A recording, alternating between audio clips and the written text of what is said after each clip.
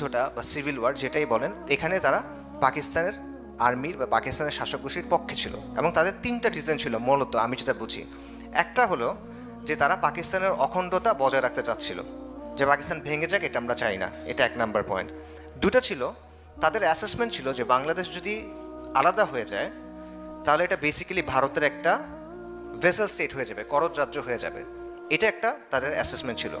তৃতীয় একটা অ্যাসেসমেন্ট ছিল যে আলটিমেটলি যারা এই জাতীয়তাবাদী আন্দোলনটা করতেছে এরা বেশিরভাগই কমিউনিস্ট, এরা বেশিরভাগই উগ্র ন্যাশনালিস্ট বা বাঙালি জাতীয়তাবাদী যারা। সো এরা আলটিমেটলি ভারতের সাথে এদের একটা আতাত আছে, ঠিক আছে। সো এই কারণে তারা এটার পক্ষে ছিল না। সো এটা হলো জামাতে ইসলামের অবস্থান। এবং ৭১ আমরা জানি যে তারা পাক বাহিনীর বা পাকিস্তানের যে ফৌজ সেটার অনেক ক্ষেত্রে সহযোগী হিসেবে কাজ করছে। রাজাকার বাহিনী আমরা জানি এটার মধ্যে অনেক ছিল, এখানে খালি মানে ধরেন নিজামে ইসলামের, মুসলিম লীগের বিভিন্ন দলের লোকজন ছিল, সাধারণ লোকজনও ছিল। বাট আল বদর বা আল শামস যেগুলো ছিল এগুলো স্পেসিফিক্যালি জামাত ইসলামের তখনকার যে স্টুডেন্ট উইং ছিল, পাকিস্তানি ছাত্র সংঘ, বর্তমানে যেটা ইসলামী ছাত্র শিবির, পরবর্তীতে যেটা হয়েছে ছাত্র শিবির পরে হয়েছে, ওই সময়ের স্টুডেন্ট উইং তারা এক্সক্লুসিভলি আল বদর এবং আল শামসে ছিল। সো এটা হলো তাদের অবস্থান। অন্যান্য ইসলামী দল বা ইসলামী ঘরানার অবস্থানগুলো কী ছিল? মোটা দাগে অন্যান্য ইসলামিক পার্টি, পীর মাশায়েখ, ওলামায়ে কেরাম, মোটা দাগে তাদের মধ্যে জমহুর বেশিরভাগের অবস্থান ছিল যে পাকিস্তান অখণ্ড থাক, পাকিস্তানটা ভাগ না হোক, এটা ছিল তাদের আলটিমেটলি অবস্থান। নিজাম ইসলাম বলেন, মুসলিম লীগের বিভিন্ন ফ্যাকশন বলেন, ওলামায়ে কেরাম, পীর মাশায়েখ, তাদের কথা বলেন, ইন জেনারেল আমি যতদূর বুঝি তাদের অবস্থান ছিল যে পাকিস্তান যদি না ভাঙে এটাই বেটার। এবং এটা হওয়াই আসলে লজিক্যাল। কেন লজিক্যাল?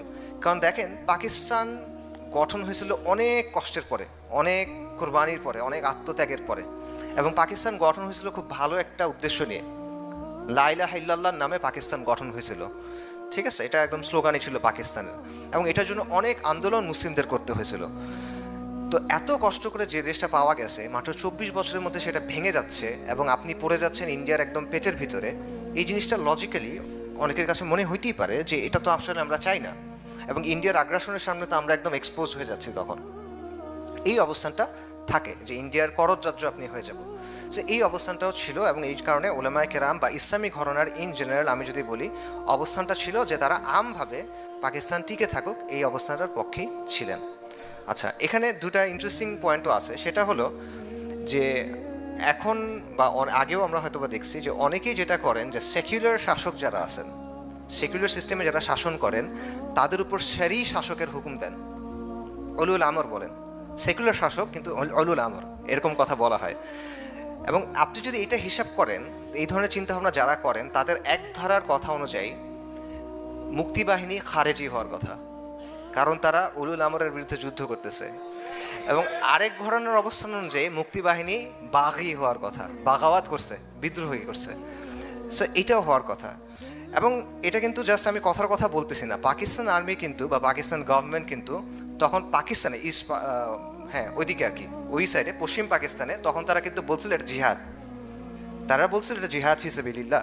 এবং অনেক ওলামায়ে কেরাম, বিখ্যাত ওলামায়ে কেরাম, নাম বললে আপনারা অনেকে চিনবেন, এরকম ছিলেন যে তাদের একটা তামান্না ছিল যে আমি ওখানে গিয়ে জিহাদ করব। কোথায়? বাংলাদেশে এসে জিহাদ করবে তারা ৭১ সালে। কেন? কারণ হলো যে ভারতের এজেন্ট আছে, ভারত সমর্থিত লোকজন আছে, এদের বিরুদ্ধে জিহাদ করতে হবে, বাগিদের বিরুদ্ধে জিহাদ করতে হবে, যারা বিদ্রোহ করছে এদের বিরুদ্ধে জিহাদ করতে হবে, এরকম চিন্তাও অনেকের মধ্যে ছিল ওই সময়।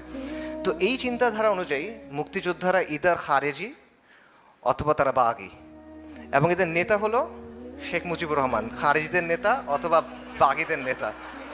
তো সমস্যা হয়েছে যে যুদ্ধ শেষ হওয়ার পর খারিজিদের নেতা বা বাগিদের নেতা শাসক হয়ে গেছে। তো শেখ মুজিবুর রহমান এখন হয়ে গেছে বঙ্গবন্ধু রহমতুল্লাহ আলাইহি। তো এটা থেকেও কিছু ইন্টারেস্টিং প্রশ্ন তোলা যায়। সেটা হলো যে মুক্তিযোদ্ধারা কি আসলে খারেজি নাকি বাগি? মানে ব্যাপারটা কি এরকম যে মরলে খারেজি বাঁচলে আমির, ঠিক আছে, মানে মরলে বাগি বাঁচলে গাজী, এরকম নাকি ব্যাপারটা? তো যাই হোক, এরকম অনেকগুলা দিক আসলে আছে। সো আমরা একটা সিম্পল জায়গা থেকে শুরু করি। সেটা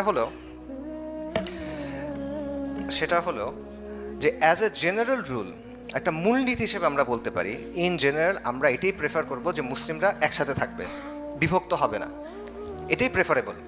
বিশেষ করে পাকিস্তান রাষ্ট্র যখন এতটা ত্যাগ তিতিক্ষার ফসল ছিল,